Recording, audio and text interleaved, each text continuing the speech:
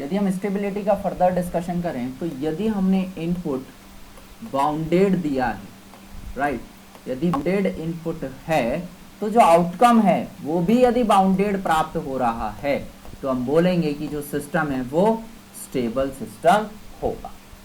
बात आई समझ में? यदि इनपुट बाउंडेड था और उसके कारण जो आउटपुट मिल रहा है वो भी यदि बाउंडेड है तो हम बोलेंगे कि सिस्टम स्टेबल है। और यदि हमें आउटकम बाउंडेड नहीं मिल पाता है, राइट, यदि हमें आउटकम अनबाउंडेड मिलता है, अनबाउंडेड यदि आउटकम है तो हम बोलेंगे कि जो सिस्टम है वो अनस्टेबल सिस्टम है। तो यदि इनपुट बाउंडेड और आउटपुट बाउंडेड मिला that is stable system, otherwise system will be unstable system. ये बात हुई कि इनपुट और आउटकम से हम किस तरह से स्टेबिलिटी को चेक कर रहे हैं, ठीक है।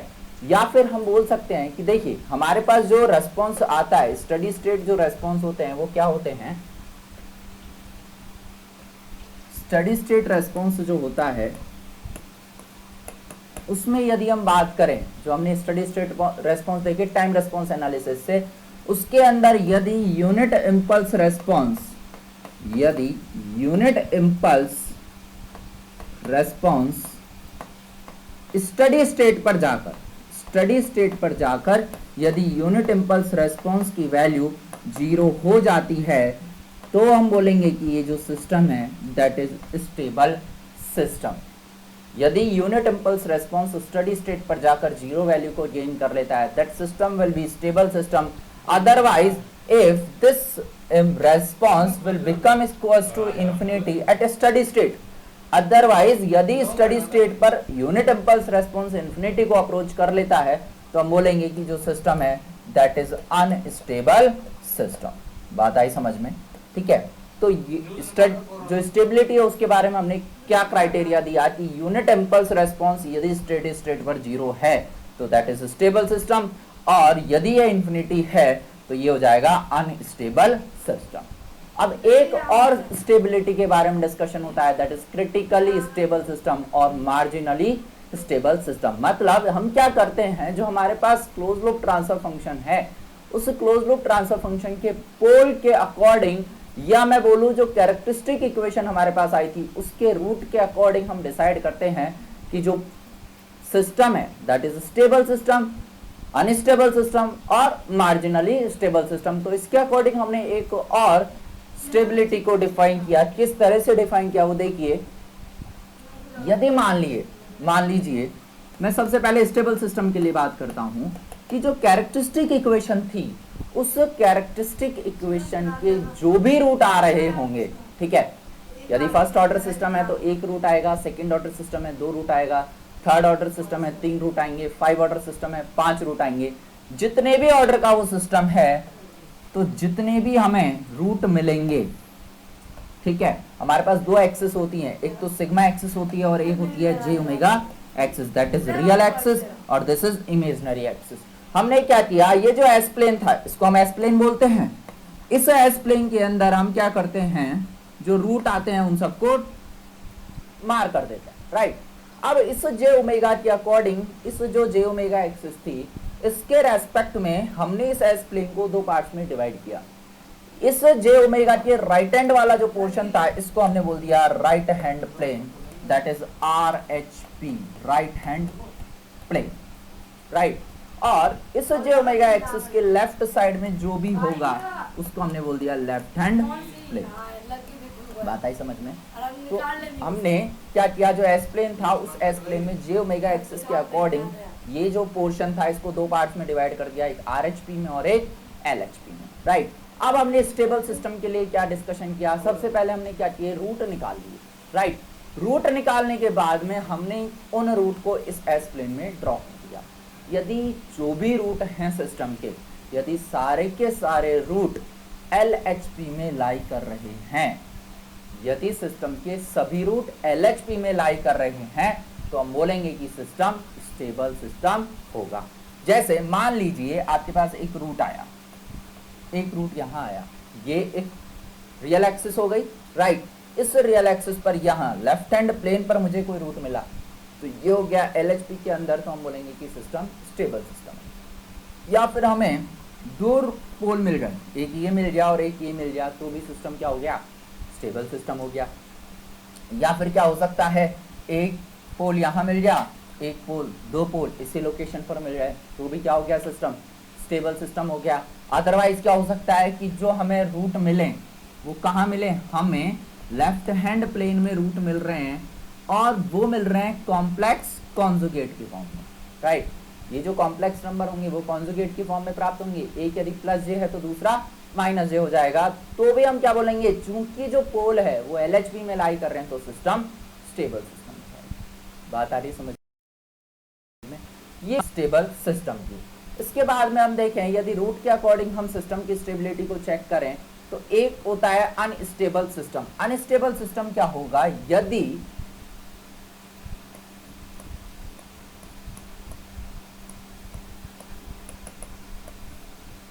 यदि सिस्टम के जो पोल हैं या कैरेक्टरिस्टिक इक्वेशन के जो रूट हैं वो यदि RHP के अंदर लाई कर रहे हैं, RHP के अंदर लाई कर रहे हैं, तो हम बोलेंगे कि जो सिस्टम है वो अनस्टेबल सिस्टम होगा। यदि जो पोल हैं वो RHP के अंदर लाई कर रहे हैं तो सिस्टम अनस्टेबल सिस्टम कहलाएगा। जैसे मान लीजिए पोल मिला मुझे यहाँ,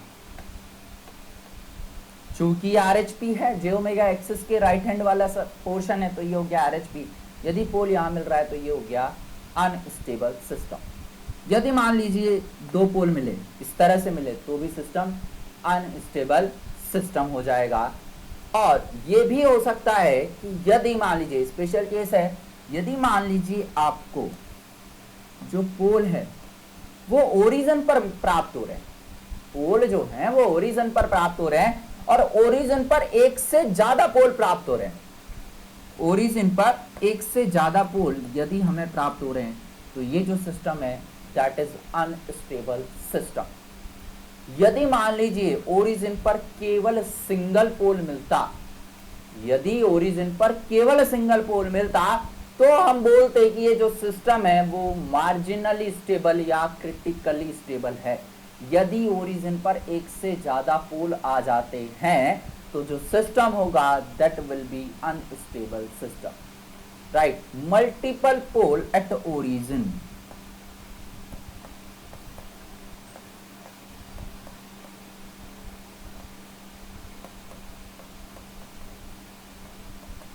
यदि मल्टीपल पोल एट ओरिजिन आ गया तो सिस्टम अनस्टेबल सिस्टम।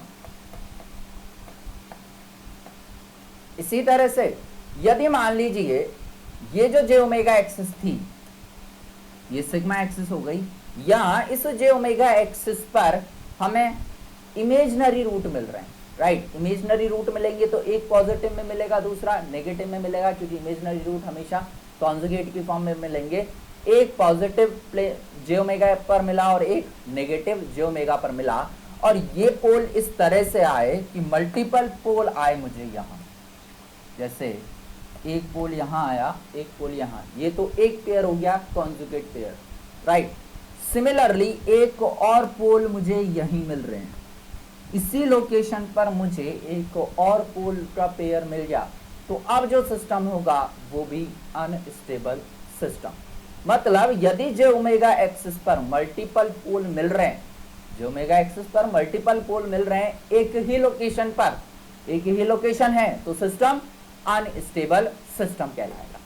हम रूट के अकॉर्डिंग देख रहे हैं कि हमें कैरेक्टरिस्टिक इक्वेशन पता है या क्लोज लूप ट्रांसफर फंक्शन पता है, तो पोल से या फिर रूट से हम किस तरह से हम बताएं कि सिस्टम स्टेबल है या अनस्टेबल है। तो हमने क्या बोला कि यदि सारे के सारे जो पोल हैं वो LHP में लेफ्ट हैंड प्लेन में लाई कर रहे हैं तो सिस्टम स्टेबल सिस्टम कहलाएगा। अब सिस्टम अनस्टेबल सिस्टम क्या होगा, यदि RHP में पोल लाई कर रहे हैं तो सिस्टम अनस्टेबल सिस्टम कहलाएगा। या फिर हमने क्या बोला, यदि ओरिजिन पर मल्टीपल पोल आ जाते हैं तो सिस्टम अनस्टेबल सिस्टम हो जाएगा। या हम क्या बोल रहे हैं कि जे ओमेगा एक्सिस पर मल्टीपल पोल आ रहे हैं एक ही लोकेशन पर, तो भी सिस्टम अनस्टेबल सिस्टम कहलाएगा। बात आई समझ में। अनस्टेबल सिस्टम के लिए एक और केस हो सकता है कि हमें कॉम्प्लेक्स पेयर ही मिल रहे हैं, पोल के हमें कॉम्प्लेक्स पेयर ही मिल रहे हैं, कॉम्प्लेक्स कॉन्जुगेट मिल रहा है, लेकिन वो लाई कहाँ कर रहा है, वो लाई कर रहा है आरएचपी में। सपोज इस तरह से सिस्टम के पोल लाई कर रहे हैं, तो अब भी सिस्टम अनस्टेबल सिस्टम है, क्योंकि ये पोल आरएचपी में लाई करना स्टार्ट कर दिए। तो यदि इस तरह से हमें पोल प्राप्त हो रहे हैं तो ये कहलाएगा अनस्टेबल सिस्टम। बात आई समझ में। इसके बाद एक और स्टेबिलिटी का क्राइटेरिया होता है, वो क्या है, marginally stable.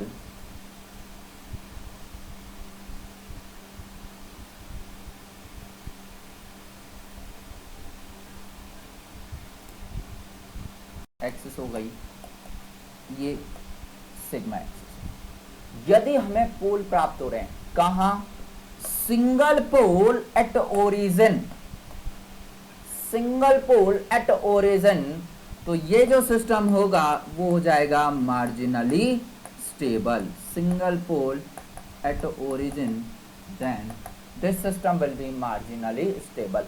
Single pole at origin, इस ओरिजिन पर यदि केवल एक ही पोल मिले, ठीक है, यदि केवल एक ही पोल प्राप्त हो रहा है तो हम बोलेंगे मार्जिनली स्टेबल सिस्टम है। मतलब कुछ एक कंडीशन तक सिस्टम स्टेबल रहेगा, और यदि मैं बियॉन्ड द कंडीशन चला जाता हूं तो सिस्टम अनस्टेबल सिस्टम बन जाएगा, राइट। तो ये पहला हो गया कि यदि पोल ओरिजिन पर लाई कर रहा है, या रूट कैरेक्टरिस्टिक इक्वेशन का जो रूट है वो ओरिजिन पर लाई कर रहा है, तो सिस्टम मार्जिनली स्टेबल सिस्टम बन जाएगा। या हम क्या बोल सकते हैं कि जो पोल है वो जे ओमेगा एक्सिस पर है। यदि जे ओमेगा एक्सिस पर पोल है, दैट मीन्स वो कॉन्जुगेट फॉर्म में मिलेगा। कॉन्जुगेट फॉर्म में यदि एक लोकेशन पर एक ही पोल का पेयर प्राप्त हो रहा है, एक लोकेशन पर केवल एक ही पोल का पेयर प्राप्त हो रहा है, तो हम बोलेंगे कि अब भी जो सिस्टम है वो मार्जिनली स्टेबल सिस्टम है। यदि मान लो यहाँ इसी लोकेशन पर एक और पोल पेयर जनरेट हो जाता, वो और आ जाता, तो अब सिस्टम अनस्टेबल सिस्टम हो जाता। क्यों, multiple pole at J omega axis एक ही लोकेशन पर आ जाता, तो हम बोलते हैं कि सिस्टम जो है वो अनस्टेबल हो जाता। लेकिन अभी क्या हो रहा है, अभी सिंगल पोल या तो ओरिजिन पर प्राप्त हो रहा है, या फिर क्या हो रहा है, जो जे ओमेगा एक्सिस है उस जे ओमेगा एक्सिस पर केवल एक ही पोल का पेयर एक ही लोकेशन पर प्राप्त हो रहा है, तो हम बोलेंगे कि जो सिस्टम है वो मार्जिनली स्टेबल सिस्टम है। तो बात आई कि किस तरह से हम इन रूट की लोकेशन देख के बता सकते हैं कि सिस्टम स्टेबल होगा, क्रिटिकली स्टेबल या मार्जिनली स्टेबल होगा, या सिस्टम अनस्टेबल सिस्टम कहलाएगा। बात आई समझ में। अब हम बात करते हैं, ये तो एक जनरल डिस्कशन हुआ कि किस तरह से ये सिस्टम स्टेबल और अनस्टेबल कहलाएगा। अब हम बात करते हैं कि किस तरह से हम कैरेक्टरिस्टिक इक्वेशन से स्टेबिलिटी का क्राइटेरिया चेक करेंगे। फर्स्ट ऑर्डर के लिए, सेकंड ऑर्डर के लिए, थर्ड ऑर्डर के लिए, फोर्थ ऑर्डर के लिए, किस तरह से हम बताएं कि सिस्टम स्टेबल होगा या अनस्टेबल होगा, और किस कंडीशन के लिए सिस्टम स्टेबल होगा। बियॉन्ड द कंडीशन यदि मैं चला जाता हूं तो सिस्टम अनस्टेबल हो जाएगा। तो सबसे पहले हम देखें कि भाई एक हम जनरल कैरेक्टरिस्टिक इक्वेशन लेते हैं, राइट। एक हमने nth ऑर्डर की कैरेक्टरिस्टिक इक्वेशन ली, उस nth ऑर्डर की कैरेक्टरिस्टिक इक्वेशन के लिए हम कंडीशंस पढ़ते हैं कि ये सिस्टम, जिस भी सिस्टम की हमने कैरेक्टरिस्टिक इक्वेशन ली, वो सिस्टम स्टेबल है या अनस्टेबल है। उसके लिए हम दो तरह की कंडीशन पढ़ते हैं, एक तो हम पढ़ते हैं नेसेसरी कंडीशन और एक हम पढ़ते हैं sufficient condition, right. Necessary condition का मीनिंग क्या है कि भाई ये कंडीशन सबसे पहले सेटिस्फाई होनी चाहिए। यदि नेसेसरी कंडीशन ही फेल हो जाती हैं तो सिस्टम स्टेबल सिस्टम नहीं रह पाएगा, ठीक है। तो एक जनरल इक्वेशन लेते हैं हम, nth order characteristic equation.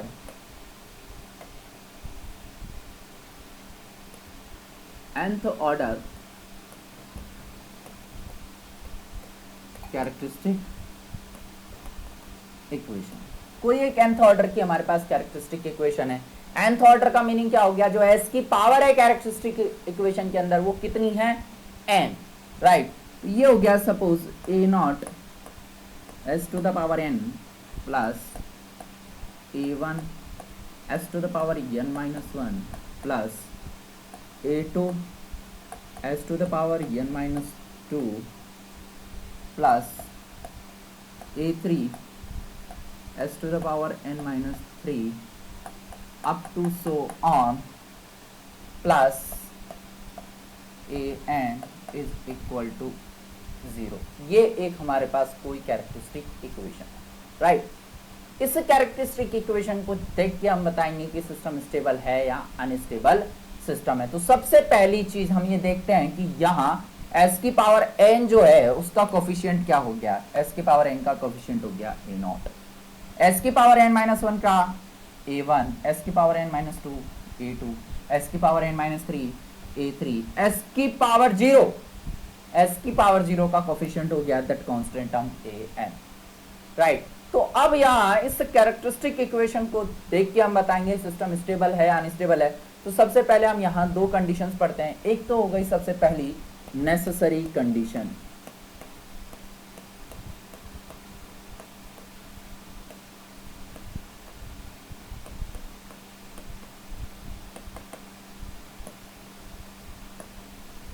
Necessary condition क्या बोलती है कि पहली चीज, यहां हम नेसेसरी कंडीशन के अंदर दो चीज पढ़ते हैं। फर्स्ट कि जो ये s की पावर n, s की power n minus two, s की power n minus three, s की power n minus four, s की power n minus five, s की पावर जीरो, इन सभी के जो कोफिशिएंट हैं वो इस कैरेक्टरिस्टिक इक्वेशन में प्रेजेंट होने चाहिए, राइट। पहली चीज कि भाई ये जो भी कोफिशिएंट हैं ये प्रेजेंट होने चाहिए, मतलब कोई भी कोफिशिएंट मिस नहीं होना चाहिए। इसका मीनिंग क्या हुआ, s की पावर n भी होनी चाहिए, s की पावर n माइनस वन भी होना चाहिए, s की पावर n माइनस टू भी होना चाहिए, s की पावर n माइनस थ्री भी होना चाहिए, अप टू s की पावर जीरो तक होना ही होना चाहिए। यदि कोई भी s की पावर यहाँ से खत्म हो जाती है तो हम बोलेंगे कि सिस्टम अनस्टेबल सिस्टम है, स्टेबल सिस्टम नहीं होगा, राइट। दूसरा क्या है, पहली चीज कोई भी कोफिशिएंट मिस नहीं होना चाहिए। दूसरी चीज क्या है कि कोई भी कोफिशिएंट नेगेटिव नहीं होना चाहिए। यहां बोलेंगे कि जो ये कोफिशिएंट है that should be greater than zero, सारे के सारे जो कोफिशिएंट हैं that should be greater than zero. Meaning क्या हुआ, all the coefficient should be greater than zero।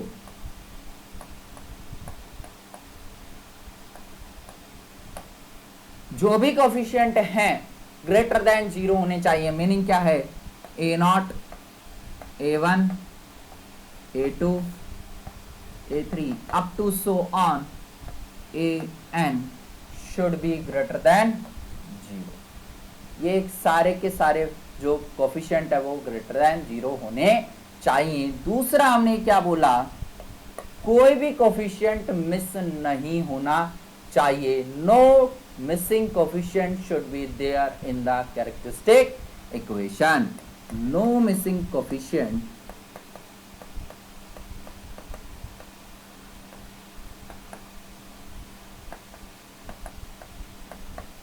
should be there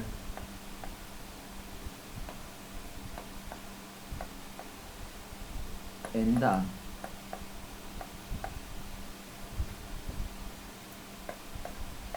characteristic equation. कोई भी मिसिंग नहीं होना चाहिए। इसका मीनिंग क्या हुआ, a0, a1, a2, a3 up to so on an should not be zero.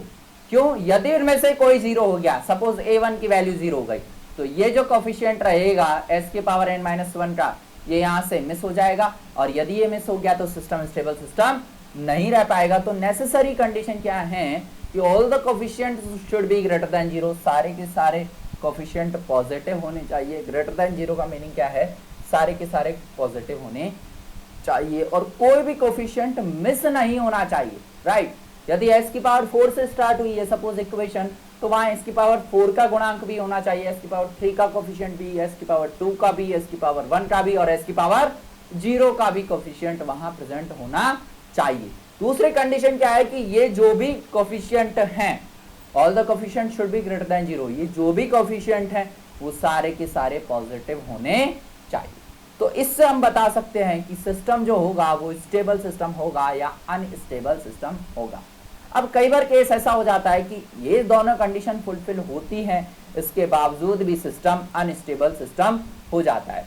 ठीक है, वो कंडीशन यदि हम देखें तो किस तरह से है, देखिए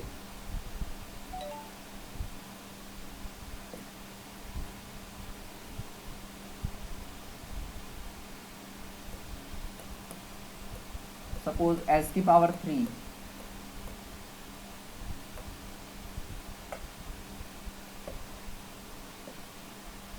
s की power 2 plus 2s plus 8 is equal to 0। Suppose ये कोई कैरेक्टरिस्टिक इक्वेशन है हमारे पास, ये कोई कैरेक्टरिस्टिक इक्वेशन दी हुई है। ठीक है, इस कैरेक्टरिस्टिक इक्वेशन को देख के हम बताएं कि सिस्टम स्टेबल होगा या अनस्टेबल सिस्टम होगा। तो देखिए सबसे पहली चीज हमने क्या बोली, कोई सबसे पहले हम नेसेसरी कंडीशन से चेक करते हैं। ठीक है, नेसेसरी कंडीशन क्या कहलाती हैं,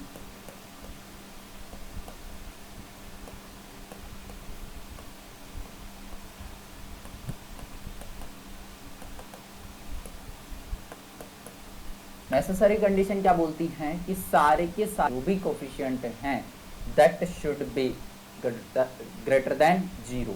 ठीक है, जो भी कोफिशिएंट है यहाँ वो सब ग्रेटर देन 0 होना चाहिए, कोई भी कोफिशिएंट मिस नहीं होना चाहिए। दूसरी कंडीशन देखिए, तो सबसे पहले हम देखें तो पहली चीज भाई ये जो कैरेक्टरिस्टिक इक्वेशन है वो कितने ऑर्डर की है, इसका ऑर्डर हो गया 3 s की पावर 3। ठीक है, तो हमने क्या बोला, यदि s की पावर 3 है तो s की पावर 2 भी होना चाहिए, s की पावर 1 भी होना चाहिए और s की पावर 0 भी होना चाहिए।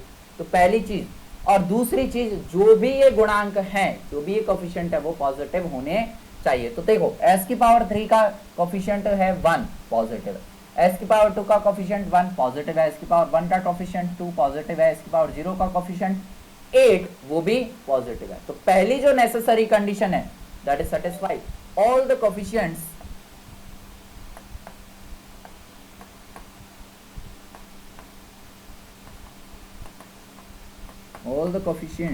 are greater than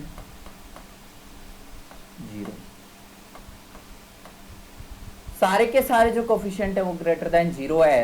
दूसरी कंडीशन क्या है कि कोई भी कोफिशिएंट मिस नहीं होना चाहिए, मतलब यदि s की पावर 3 भी है 2 भी होनी चाहिए, 1 भी होनी चाहिए और s की पावर 0 भी होना चाहिए। तो इस कैरेक्टरिस्टिक इक्वेशन में सब है, s की पावर 3 भी है, 2 भी है, 1 भी है और 0 भी है। तो all the coefficients are present.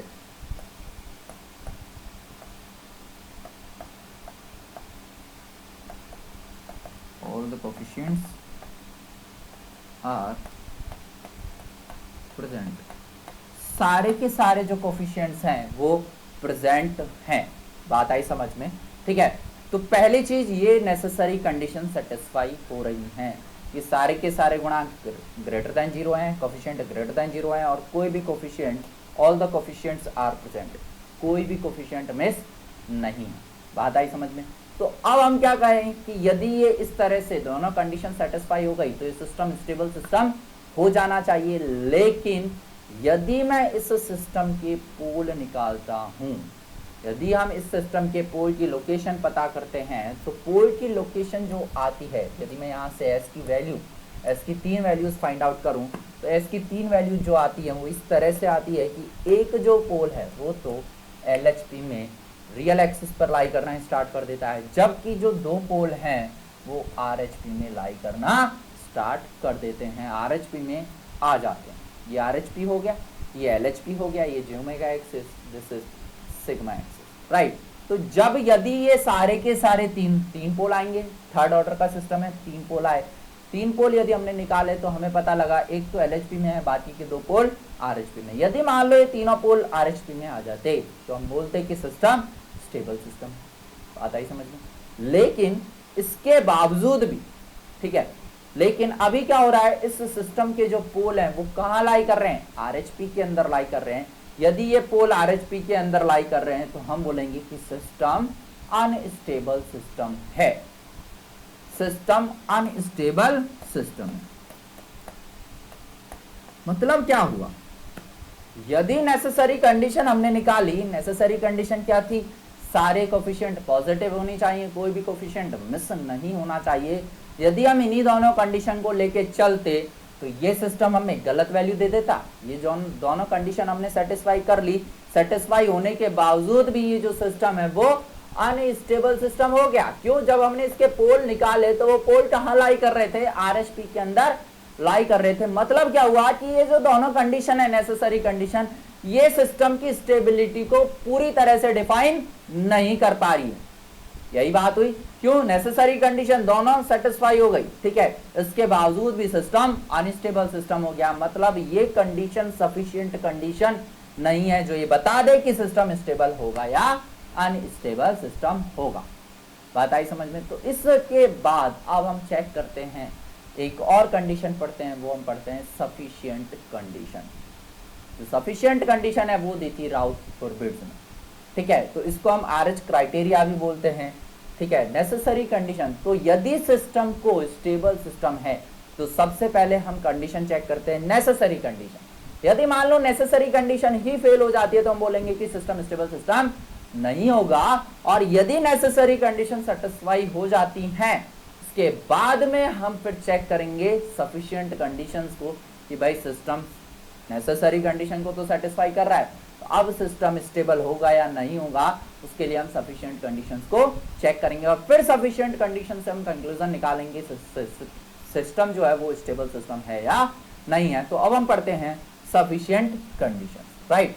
अब हम देखते हैं कि सफिशिएंट कंडीशन क्या होगी। सफिशिएंट कंडीशन के बारे में हम डिस्कशन करेंगे।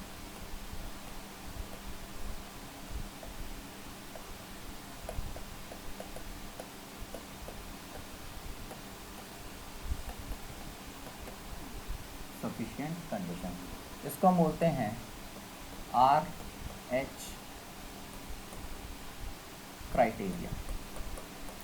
ये क्यों पढ़ रहे हैं? क्योंकि अभी हमने देखा कि जो थर्ड ऑर्डर सिस्टम था वो third order system necessary condition को तो सेटिस्फाई कर रहा था, इसके बावजूद भी सिस्टम अनस्टेबल सिस्टम हो रहा था, क्योंकि उसके जो पोल थे वो कहाँ लाई कर रहे थे? आरएचपी के अंदर लाई कर रहे थे। तो अब हमें और कंडीशन चेक करने की जरूरत पड़ी कि भाई और क्या कंडीशन चेक करें कि सिस्टम को हम कैरेक्टरिस्टिक इक्वेशन देख के बता सकें कि सिस्टम स्टेबल होगा या अनस्टेबल सिस्टम होगा। तो ये पढ़ते हैं अब हम सफिशिएंट कंडीशन। तो सबसे पहले हम नेसेसरी कंडीशंस को चेक करेंगे, इसके बाद में नेसेसरी कंडीशन यदि सेटिस्फाई होती है तो फिर हम सफिशिएंट कंडीशन की तरफ मूव करेंगे। तो हमारे पास जो कैरेक्टरिस्टिक इक्वेशन थी वो थी A not S to the power N plus A one S to the power N minus one plus A two S to the power N minus two plus a3 s to the power n minus 3 up to so on plus a n is equal to 0। तो इस sufficient condition के अंदर अब हम क्या करते हैं? एक टेबल फॉर्म करते हैं, ठीक है।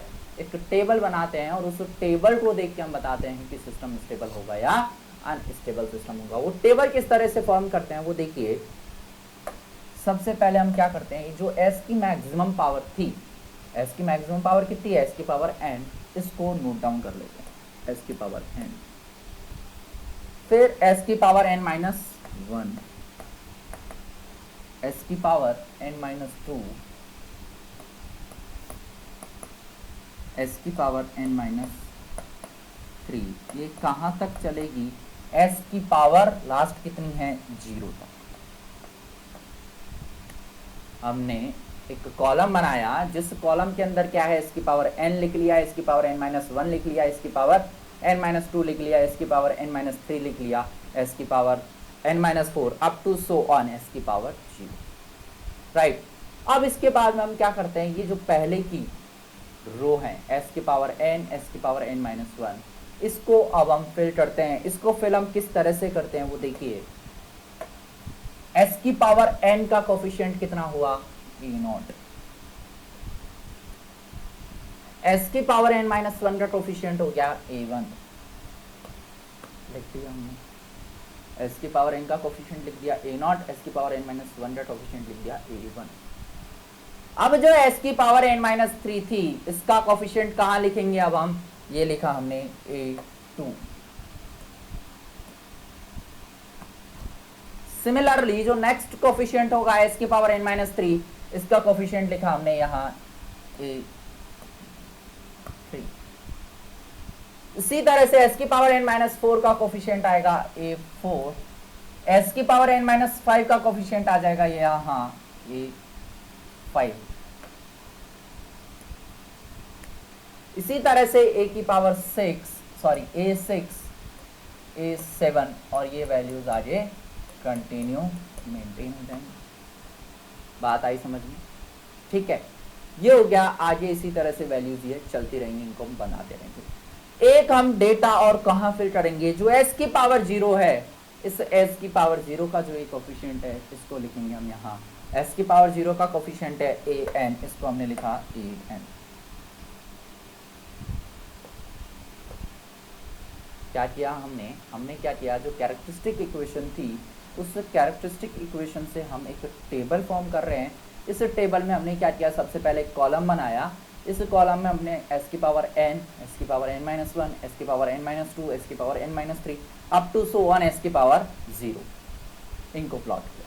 राइट, इसके बाद में हमने क्या किया, s की पावर जो n थी उसका कोफिशिएंट लिखा a0, s की पावर n क्या है, s की पावर n-1 का जो कोफिशिएंट था a1, इसको हमने यहाँ नोट डाउन किया। राइट, इसके बाद में हमने क्या किया, जो s की पावर n-2 था इसका कोफिशिएंट था a2, इसको हमने इस a0 के आगे पुट किया। s की पावर n-3 का कोफिशिएंट a1 के आगे पुट किया। s की पावर n-4 का कोफिशिएंट a2 से आगे नोट करते गए हम। s की पावर n-5 का कोफिशिएंट हम यहाँ a3 से आगे नोट करते गए a5। इसी तरह से हमने इन वैल्यूज को आगे आगे नोट डाउन करना स्टार्ट कर दिया। बात आई समझ में? तो हमने क्या किया, एक और चीज हमने क्या की, जो s की पावर 0 थी, इस s की पावर 0 के आगे इसका कोफिशिएंट लिख दिया s की पावर 0 का an। बात आई समझ में? तो अब ये जो सफिशिएंट कंडीशन है या RH क्राइटेरिया है, इस RH क्राइटेरिया के अंदर हम क्या करते हैं कि जो पहला कॉलम होता है, इस पहले कॉलम को हम चेक करते हैं। इस कॉलम के अंदर हम सारी वैल्यूज को नोट करते हैं और फिर उन वैल्यूज से हम बताते हैं कि सिस्टम स्टेबल होगा या सिस्टम अनस्टेबल होगा।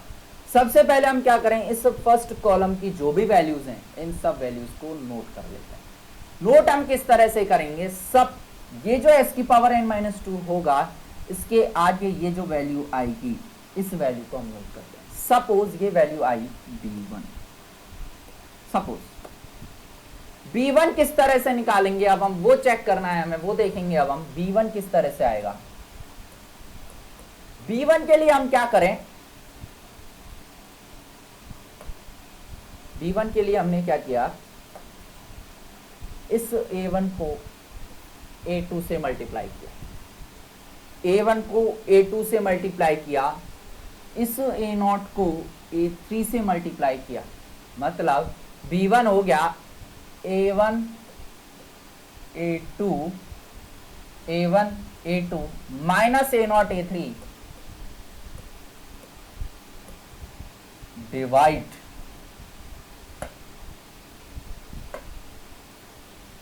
Divide this number a1। Right, divide आ गया a1। बात आई समझ में? हम फर्स्ट कॉलम को किस तरह से फिल कर रहे हैं, हमने इस वैल्यू को नोट किया b1 क्या आया, a1 a2 minus a0 a3 divide by a1। इसी तरह से इसकी नेक्स्ट जो टर्म है, suppose this is b2,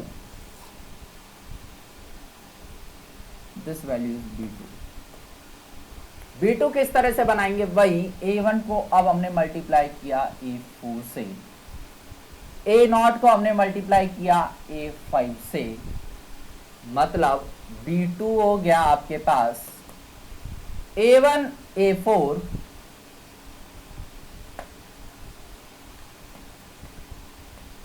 minus a0 a5 upon a1 a1। बात आई समझ में? नेक्स्ट टर्म हमने सपोज दिस इज b3 क्या आ जाएगा, b3 किस तरह से निकाले हम A1 A6 minus A0 A7, A1 A6 minus A0 A7 divide by this A1।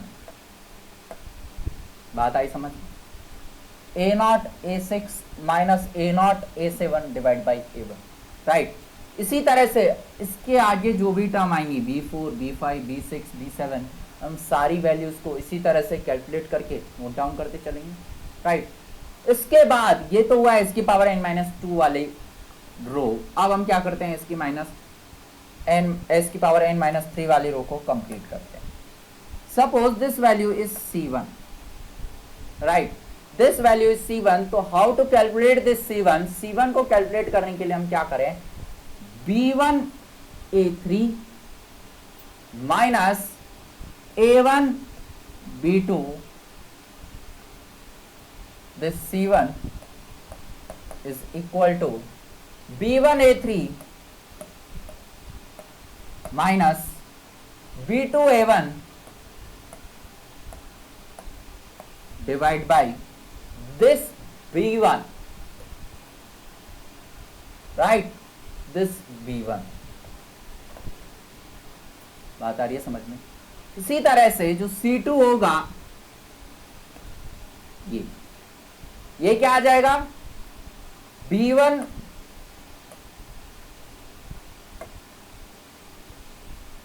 A5 minus A1 B3 C2 हो गया B1 A5 minus A1 B3 divide this B1, right. इस तरह से हमने C2 की वैल्यू को कैलकुलेट किया।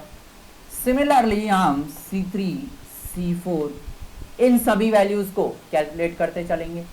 मतलब क्या हुआ, इस तरह से जो हमने कैलकुलेशन किया, इस कैलकुलेशन से हम इस फर्स्ट कॉलम की सारे जो वैल्यूज होंगी, इन सारी वैल्यूज को नोट डाउन कर लेंगे। बात आई समझ में? जब हमने फर्स्ट कॉलम की सारी वैल्यूज को नोट डाउन कर लिया, तो अब इन वैल्यूज को देख के हम बताएंगे कि सिस्टम स्टेबल है या अनस्टेबल सिस्टम है। तो ये सिस्टम स्टेबल सिस्टम कब होगा, जब ये फर्स्ट कॉलम के जो भी एलिमेंट हैं, ये सारे एलिमेंट जब ग्रेटर देन 0 होंगे, तब हम बोलेंगे कि ये जो सिस्टम है वो एक स्टेबल सिस्टम है। फर्स्ट कॉलम के जो भी एलिमेंट हमने प्राप्त किए, यदि ये सारे के सारे जो एलिमेंट है वो यदि पॉजिटिव हैं, तो हम बोलेंगे कि सिस्टम जो है वो एक स्टेबल सिस्टम है। और यदि ये पॉजिटिव नहीं आते हैं, तो हम बोलेंगे कि सिस्टम अनस्टेबल सिस्टम हो सकता है या मार्जिनली स्टेबल सिस्टम हो सकता है। वो हम कंडीशन देखेंगे किस तरह से सिस्टम मार्जिनली स्टेबल या अनस्टेबल सिस्टम रहेगा। तो सिस्टम की स्टेबिलिटी के लिए क्या है कि सबसे पहले हम क्या करेंगे, नेसेसरी कंडीशंस चेक करेंगे। नेसेसरी कंडीशन चेक करने के बाद में हम सफिशिएंट कंडीशंस देखेंगे कि सफिशिएंट कंडीशन भी फुलफिल हो रही है या नहीं हो रही है। यदि सफिशिएंट कंडीशन फुलफिल नहीं होती है, तो सिस्टम स्टेबल सिस्टम नहीं होगा। सफिशिएंट कंडीशन क्या थी कि ये जो फर्स्ट कॉलम है, इस फर्स्ट कॉलम के ये जो एलिमेंट आए, ये सारे के सारे एलिमेंट ग्रेटर देन 0 होने चाहिए, मतलब पॉजिटिव नंबर होने चाहिए, तब हम बोलेंगे सिस्टम जो है वो स्टेबल सिस्टम होगा। बात आई समझ में? तो ये था सफिशिएंट कंडीशन, जिसको हम बोलते हैं RH क्राइटेरिया। इस RH क्राइटेरिया से हम सिस्टम की स्टेबिलिटी के बारे में डिस्कशन करते हैं, किस तरह से हम स्टेबिलिटी को निकालते हैं। B1 B2 B3 B4 C1 C2 C3 C4 इनकी वैल्यूज को हम किस तरह से कैलकुलेट करते हैं, ये इनको कैलकुलेट करने का तरीका है, जिससे हम फर्स्ट कॉलम की सारी वैल्यूज को गेन कर सकते हैं। तो बात आई समझ में कि सिस्टम स्टेबल सिस्टम कब होगा, कि जब ये जो इसको हम बोलते हैं राउट है हुर्विट्ज एरे, ठीक है, जब ये एरे जो बनी है, इस एरे के जो फर्स्ट कॉलम है, इसके सारे के सारे जो एलिमेंट हैं वो यदि पॉजिटिव हैं, तो हम बोलेंगे कि सिस्टम स्टेबल सिस्टम होगा। मान लीजिए ये सिस्टम जो फर्स्ट कॉलम के एलिमेंट हैं ये पॉजिटिव नहीं, सपोज, ठीक है, ये कोई एक वैल्यू इसमें नेगेटिव आ जाती है। यदि कोई एक वैल्यू नेगेटिव हो गई, इसका मीनिंग क्या हुआ कि जो सिस्टम है वो स्टेबल सिस्टम नहीं है, that mean system is unstable system. यदि सिस्टम अनस्टेबल सिस्टम है, इसका मीनिंग क्या हुआ कि जो रूट है वो कहां लाई कर रहे हैं, आरएचपी के अंदर लाई कर रहे हैं। यदि रूट आरएचपी के अंदर लाई कर रहे हैं तो अब हम पता कैसे करें कि भाई कितने रूट आरएचपी के अंदर लाई करते हैं, ठीक है। इस तरह से इस पर बेस्ड क्वेश्चन भी पूछा जाता है कि भाई कितने रूट, यदि कोई सिस्टम अनस्टेबल सिस्टम है तो कितने रूट आरएचपी में और कितने रूट एलएचपी के अंदर लाई कर रहे हैं। तो यदि सिस्टम मान लीजिए वैल्यूज पॉजिटिव नहीं आती है, कोई एक वैल्यू नेगेटिव आ गई, राइट, मतलब सिस्टम अनस्टेबल सिस्टम हो गया। अनस्टेबल सिस्टम है, दैट मीन्स रूट कहाँ लाई कर रहे हैं, आरएचपी के अंदर लाई कर रहे हैं। कितने रूट आरएचपी के अंदर लाई कर रहे हैं वो अब हम बताते हैं किस तरह से। तो अब हम क्या करते हैं, हम जाते हैं top to bottom, first column में हम जाते हैं top to bottom. Top to bottom जाने पर हम देखते हैं कि कितने बार साइन चेंजेस हुए हैं, उतने रूट आरएचपी के अंदर लाई करेंगे। बात आ रही है समझ में, जितने बार यहां टॉप टू बॉटम जाने पर जितने बार साइन चेंज हुआ है उतने रूट आरएचपी के अंदर लाई करेंगे। बात आई समझ में। तो सिस्टम स्टेबिलिटी के लिए क्या है, फर्स्ट कॉलम के सारे एलिमेंट पॉजिटिव होने चाहिए, तब सिस्टम स्टेबल होगा। यदि मान लीजिए पॉजिटिव नहीं हुए तो सिस्टम अनस्टेबल सिस्टम होगा। और यदि सिस्टम अनस्टेबल सिस्टम है तो हम बोलेंगे कि जो सिस्टम के रूट है वो कहाँ लाई कर रहे हैं, आरएचपी के अंदर लाई कर रहे हैं। आरएचपी में है तो अब हमें ये पता करना है कि कितने रूट आरएचपी के अंदर लाई कर रहे हैं। तो उसके लिए हम क्या करेंगे, टॉप टू बॉटम जाएंगे। टॉप टू बॉटम जाने पर हम देखेंगे कितने बार साइन चेंजेस हो रहे हैं। जितने बार साइन चेंजेस होंगे उतने रूट आरएचपी के अंदर लाई करेंगे। बात आई समझ में। अब इसको आगे देखते हैं किस तरह से हम स्टेबिलिटी बताएं, फर्स्ट ऑर्डर के लिए, सेकेंड ऑर्डर के लिए। बाई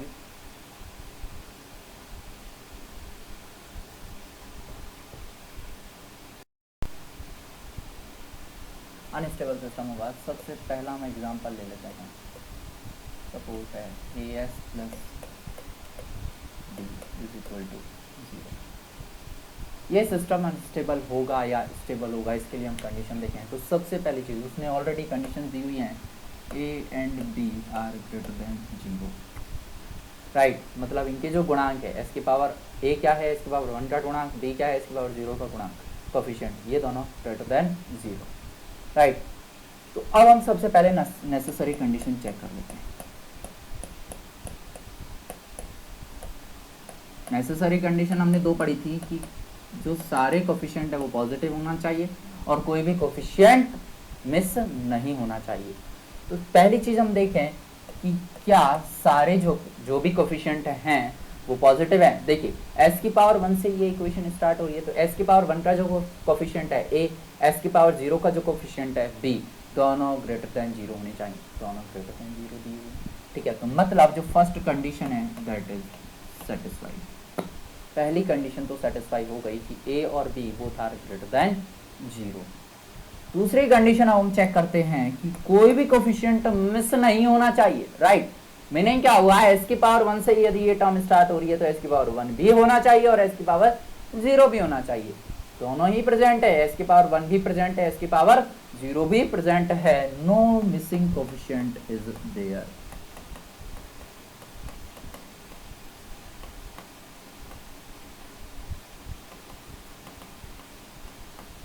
ठीक है, कोई मिसिंग कोफिशिएंट भी वहां प्रेजेंट नहीं है। तो पहली चीज तो ये हो गई कि भाई नेसेसरी कंडीशन तो सेटिस्फाइड हैं। अब हम बात करते हैं सफिशिएंट कंडीशन की कि सफिशिएंट कंडीशन क्या होंगी। तो सफिशिएंट कंडीशन के लिए हम पढ़ेंगे RH क्राइटेरिया। हम RH क्राइटेरिया देखेंगे। RH क्राइटेरिया क्या होगा, RH क्राइटेरिया में हम क्या करते हैं, जो कैरेक्टरिस्टिक इक्वेशन होती है, इस कैरेक्टरिस्टिक इक्वेशन से एक एरे जनरेट करते हैं, राउट एरे जनरेट करते हैं। वो किस तरह से होगा, देखिए हमने बोला कि जो s की पावर n थी उसको हमने यहाँ नोट किया, तो यहाँ s की पावर n कितनी है, s की पावर 1, तो ये हो गया s की पावर 1, राइट। इसके बाद s की power n-1 that is s की पावर 0। क्या और कोई टर्म बचेगी, यहाँ कोई नहीं है क्योंकि ये फर्स्ट ऑर्डर सिस्टम है। ये हो गई s की पावर 1, s की पावर 0। अब हम क्या करते हैं कि कोफिशिएंट्स को यहाँ नोट डाउन करते हैं। एस की पावर 1 का कोफिशिएंट हो गया ए, एस की पावर जो 0 थी उसका कोफिशिएंट क्या हो गया बी। यही राउथ एरे बनेगी यहाँ पे। अब देखिए सफिशिएंट कंडीशन क्या बोलती है कि यदि सिस्टम स्टेबल सिस्टम होगा तो ये जो फर्स्ट कॉलम है इस कॉलम के जो एलिमेंट हैं वो पॉजिटिव होने चाहिए।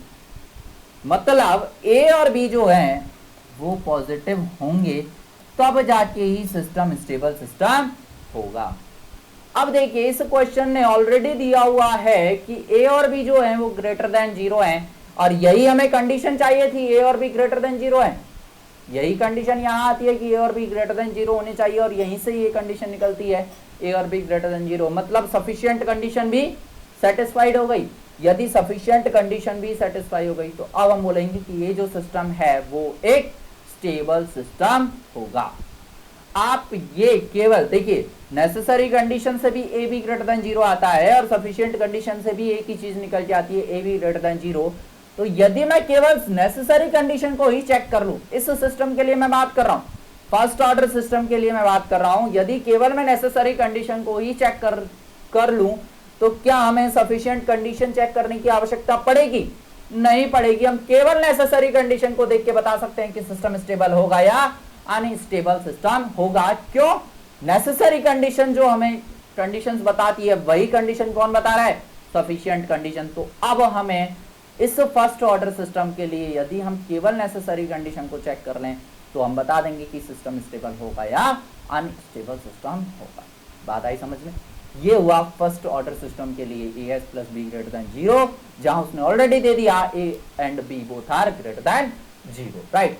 इसके बाद में एक और क्वेश्चन हम देखें। A s square plus b s plus c is equal to 0 where a b c तीनों की जो वैल्यू है वो ग्रेटर देन 0 दी हुई है। पूछा है हमसे सिस्टम स्टेबल कब होगा और कब सिस्टम अनस्टेबल होगा। तो वही सबसे पहले हम क्या करें? नेसेसरी कंडीशंस को चेक करते हैं। नेसेसरी कंडीशन क्या होंगी? पहला ये बोलता है कि सारे के सारे जो भी कोफिशिएंट हैं that should be greater than 0। मतलब यदि ये इक्वेशन, ये सेकंड ऑर्डर इक्वेशन है, s की पावर 2 है, तो इसमें s की पावर 2 का जो कोफिशिएंट है, s की पावर 1 का जो कोफिशिएंट है, s की पावर 0 का जो भी कोफिशिएंट है दैट शुड बी पॉजिटिव। देखिए मतलब a b c greater than 0, ये कंडीशन हमें ऑलरेडी दी हुई है, a b c greater than 0। तो यहां से भी यही आता है कि a b c greater than 0 होना चाहिए। दूसरी कंडीशन क्या है कि कोई भी कोफिशिएंट मिस नहीं होना चाहिए। मतलब यदि ये इक्वेशन s की पावर 2 से स्टार्ट हो रही है तो s की पावर 2 भी होना चाहिए, 1 भी होना चाहिए और 0 भी होना चाहिए। तो यहाँ 1 2 भी है, 1 भी है और 0 भी है। No missing coefficients are there.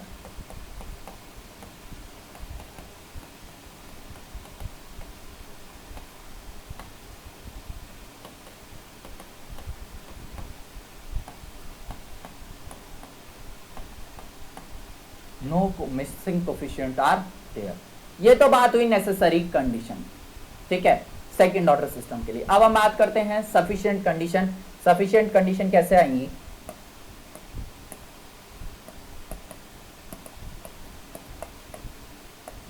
Sufficient condition के लिए हम क्या करेंगे? एक राउथ एरे जनरेट करेंगे। राउथ एरे किस तरह से बनाएंगे? ये जो इक्वेशन है वो कहां से स्टार्ट हो रही है? s की पावर 2 से। मीनिंग क्या हुआ? ये हो गया s की पावर 2, मतलब s की पावर n। उसके बाद है s की power n minus 1 that is s की पावर 1, s की power n minus 2 that is s की पावर 0। बात आई समझ में? s की पावर 2 बना दिया, s की पावर 1 बना दिया और s की पावर 0 बना दिया, और कोई टर्म यहाँ नहीं आएगी। फिर हम क्या करते हैं? यहाँ s की पावर 2 का कोफिशिएंट लिखते हैं। s की पावर 2 का कोफिशिएंट a हो गया। s की पावर 1 का कोफिशिएंट b हो गया। इसके बाद में s की पावर 0, s की पावर 0 हमने लिख दी c। क्या अब हमें फर्स्ट कॉलम के सारे एलिमेंट मिल गए, एस की पावर 2 का आजे एलिमेंट भी मिल गया, एस की पावर 1 के आजे का एलिमेंट भी मिल गया और एस की पावर 0 के आजे का भी एलिमेंट मिल गया। तो यदि हमें इस सिस्टम की स्टेबिलिटी देखनी है, इसका मीनिंग क्या हुआ, ये जो फर्स्ट कॉलम के एलिमेंट हैं ये एलिमेंट पॉजिटिव होने चाहिए। मीनिंग क्या हुआ, ए बी सी इनकी वैल्यू ग्रेटर देन 0 होनी चाहिए। इनकी वैल्यू जब ग्रेटर देन 0 होगी तो सिस्टम स्टेबल सिस्टम होगा। यहां देखिए ऑलरेडी इसने दिया हुआ है ए बी सी तीनों की वैल्यू जो है वो ग्रेटर देन 0 है। सफिशिएंट कंडीशन भी यही बोलती है और नेसेसरी जो कंडीशन है वो भी यही बोल रही है कि ए बी सी तीनों की वैल्यू 0 से ज्यादा होनी चाहिए। तो क्या हम बोल सकते हैं कि इस सेकंड ऑर्डर सिस्टम के लिए यदि नेसेसरी कंडीशन सेटिस्फाई हो जाती हैं तो सिस्टम स्टेबल सिस्टम होगा।